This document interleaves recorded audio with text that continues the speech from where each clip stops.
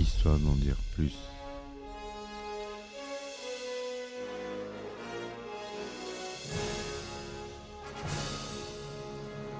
Eh ben attendez, on est en France. Allez, cul sec. Hop.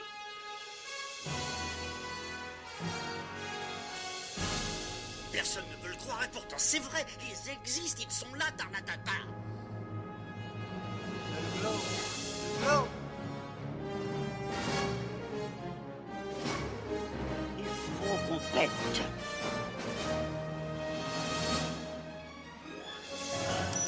Voyons, circuit branché, convecteur temporel temporisé.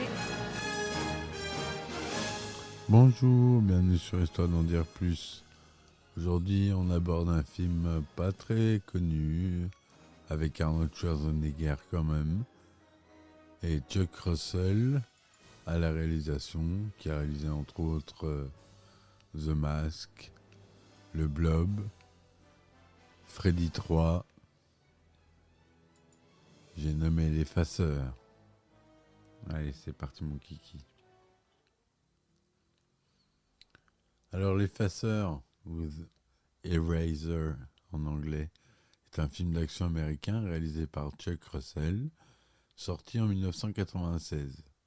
C'est un film d'action qui dure 115 minutes, avec comme acteurs principaux Arnold Schwarzenegger, James Caan quand même, et Vanessa Lynn Williams.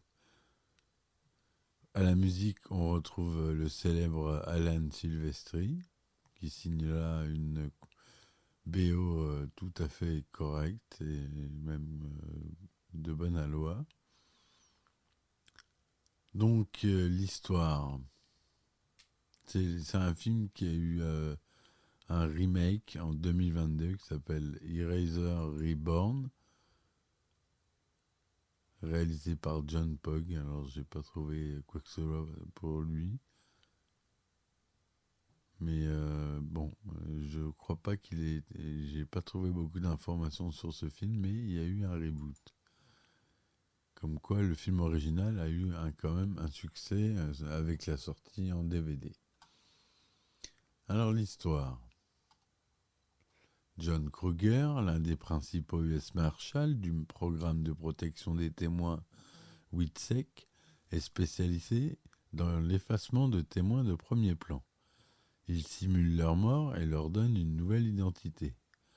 Après avoir effacé Johnny Castellone, un mafieux devenu informateur, et sa femme, John se voit confier une nouvelle mission par son supérieur, protéger Lee Cullen, un cadre supérieur de l'entreprise de défense Cyrus Corporation.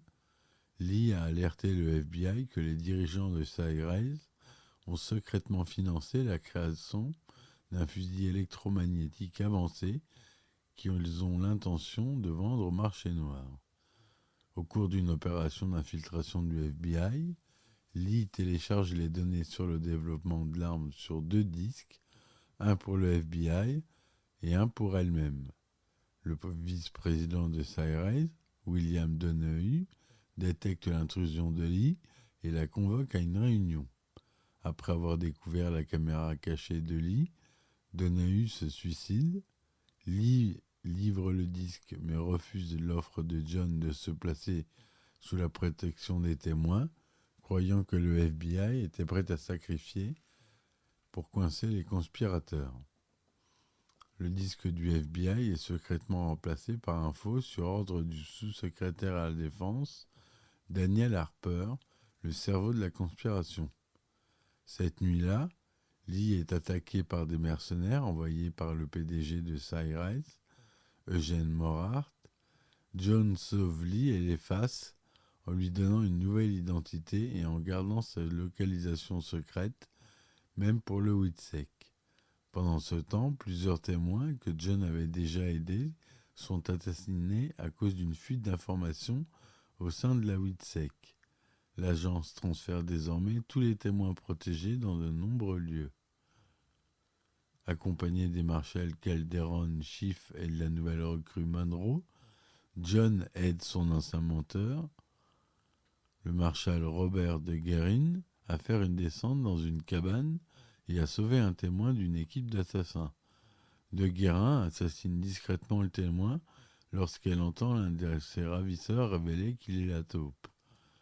De retour à Washington, De Guérin drogue John qui parvient à prévenir Lee avant de perdre connaissance. L'appel d'alerte est localisé à New York et De Guérin tue Monroe avec l'arme de John, l'accusant d'être la taupe, révélant que lui, Calderon et Schiff sont corrompus. De Guérin explique qu'ils sont les intermédiaires d'un riche acheteur qui prévoit d'acquérir le fusil. John s'échappe de l'avion pour sauver Lee des mêmes mercenaires qui ont essayé de la tuer auparavant. John et Lee s'enfuient à travers le zoo de Central Park. John libère plusieurs alligators pour piéger et tuer les mercenaires. De Guérin fait passer John et Lee pour des fugitifs. Avec l'aide de Johnny, ils infiltrent la Cyrus Corporation et utilisent le terminal de Donahue pour décrypter le second disque de Lee. Le disque révèle qu'une énorme cargaison de fusils EM a été cachée sur les docks de Baltimore. L'acheteur et le chef de la mafia russe Sergei Ivanovich Petrovski qui prévoit de revendre des armes à des terroristes. De Guérin enlève alors Lee et l'emmène sur les docks au moment où la cargaison est chargée sur le cargo de Petrovski, battant pavillon russe. Johnny contacte son cousin mafieux, Tony Two Toes, qui contrôle les docks. Furieux d'être exclu de l'affaire, il demande à ses hommes d'aider John. Il tue Petrovski, ses hommes de main, Calderon et Schiff. Au cours d'une lutte au sommet d'un conteneur, De Guérin tente de tirer sur Lee, mais John lui vient en aide et détruit le système de poulie de la grue du conteneur, faisant tomber De Guérin et le conteneur au sol et relevant la présence des fusils EM. John sécurise De Guérin en laissant aux mains des autorités. Cela prouve l'innocence de John et Lee, et quelques semaines plus tard, De Guérin, Harper et Morhart sont inculpés pour trahison. Cependant, il devient rapidement évident qu'en l'absence de preuves solides, ils seront probablement acquittés par le tribunal. Pour leur sécurité, John simule sa mort et celle de Lee dans une explosion. Donc, John Kruger, dit l'effaceur, le Marshal, est joué par Arnold Schwarzenegger.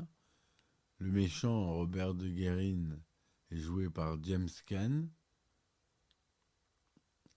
Schwarzy, qui est doublé par sa voix habituelle, Daniel Beretta. On a Vanessa Lynn Williams qui joue Lee Cullen. James Coburn qui joue Belair.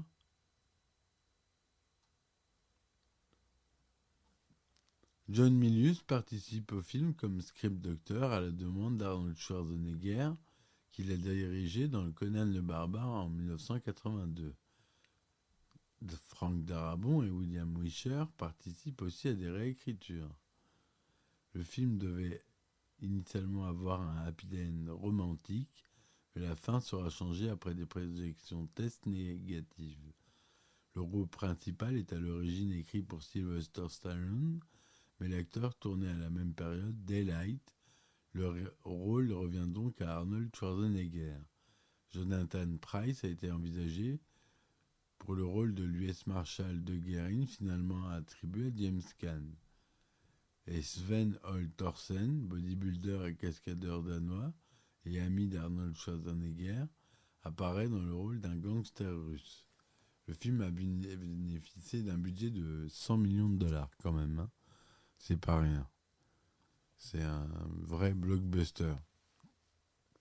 Le tournage a eu lieu de septembre 1995 à mars 1996. Il se déroule au Canada, en Californie, au Warner Bros. Studio, à Washington, et dans le Maryland, et dans le New Jersey. Arnold Schwarzenegger a choisi lui-même le directeur de la photographie Adam Greenberg, qui a notamment travaillé sur Terminator en 1984 et Terminator 2, le jugement dernier, en 1991. Les relations entre le réalisateur Chuck Russell et le producteur Harold Coppelson se sont très tendues durant le tournage. Ils refuseront de s'adresser la parole. Arnold Schwarzenegger a servi d'intermédiaire et a organisé les échanges entre les deux hommes, notamment à propos de la logistique et des plannings. L'effaceur a obtenu des critiques allant de mitigées à négatives. Si Rotten Tomatoes lui donne 36% sur 45 commentaires, une note de 4,9 sur 10, Metacritic lui attribue un score de 56% sur 18 commentaires. Il est sorti dans 2410 salles aux États-Unis. Il prend la première place du box-office avec 24 566 000 $ durant le week-end de sa sortie pour une moyenne de 10 000 $ par salle, qui lui permet de détrôner Disjoncté, qui occupait la tête du box-office le week-end précédent. Les recettes américaines atteignent 101 millions de dollars en fin d'exploitation, et à l'étranger, le film engrange 141 millions de dollars supplémentaires, portant le total des recettes à 242 millions. En France, où il est distribué jusqu'à 444 salles, L'Effaceur prend la tête du box-office durant les 2 premières semaines de sa sortie avec 824 000 entrées, ce qui est quand même pas mal. Il finit son exploitation à 1 500 000. Il a reçu quelques récompenses, les Bambi Awards 96 pour le meilleur film international, les Golden Camera 97 pour meilleur acteur international pour Schwarzy, BMI and TV Awards 97 pour Alan Silvestri à la musique, nommé aux Oscars 97 du meilleur montage sonore. La société fictive Sarez devait initialement être nommée Cyrex. Cependant, la production reçoit des plaintes de la véritable société Cyrix. Le nom sera changé en post-production grâce aux effets spéciaux numériques et les dialogues seront redoublés. On parle un peu du reboot. En septembre 2021, un reboot est annoncé avec Dominic Sherwood dans le rôle principal. Réalisé par John Pogg, d'après un scénario de Michael Weiss, Eraser Reborn est produit par Hunt Laurie et Patty Reed pour Rose Rocks Film. Le film est distribué par la Warner Bros.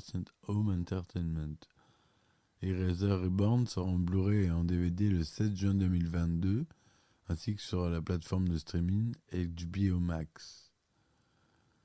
Voilà ce que je voulais vous dire sur ce film, qui est un bon film d'action popcorn, comme il nous manque les films des années 90, 2000. Voilà, c'est ma cam. J'adore. Je vous dis à très vite. Supportez-moi sur mes différents supports. Vous avez tout en description. Merci de m'avoir suivi jusque-là. Je vous dis à très vite et ciao ciao. Histoire d'en dire plus.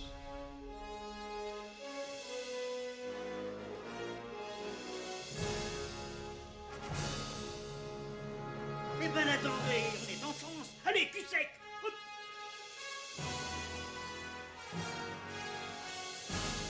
Personne ne veut le croire et pourtant c'est vrai, ils existent, ils sont là, Tarnatata. Le globe. Il faut qu'on pète.